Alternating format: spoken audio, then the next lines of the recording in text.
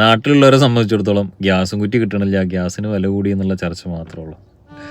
ഈ യുദ്ധം ഇങ്ങനെ പോയി കഴിഞ്ഞാൽ വരാൻ പോണ ഭവിഷ്യത്തുകളെ കുറിച്ച് ഇപ്പോഴും ആർക്കും ഒരു ബോധ്യമില്ല. ഈ ജോബ് വേക്കൻസിയുമായിട്ട് സോഷ്യലായിട്ട് നമ്മൾ വർക്ക് ചെയ്യണോണ്ട് തന്നെ എനിക്ക് ഇപ്പോൾ വരുന്ന മെസ്സേജുകൾ ഏറ്റവും കൂടുതൽ ജോലി പോയവരുടെ, സാലറി പകുതിയാക്കിയവരുടെ, നല്ലൊരു ജോലിയിലിരിക്കെ അതിലും നല്ലൊരു ജോലി കാണുമ്പോൾ അതിലേക്ക് മാറാൻ നോക്കിയിട്ട് അതുമില്ലാത്ത അവസ്ഥയിൽ പെട്ട കുറേ പേര്. നമ്മളൊക്കെ ചെറുപ്പം മുതലേ കേൾക്കുന്നതാണ് പ്രവാസികൾ പണം കായ്ക്കുന്ന മരമാണ്. ആ പണം കായ്ക്കുന്ന മരത്തിൻ്റെ അടിവേരാണ് പിളകിക്കൊണ്ടിരിക്കുന്നത്. അത് ആർക്കും ഒരു ബോധ്യം വന്നിട്ടില്ല.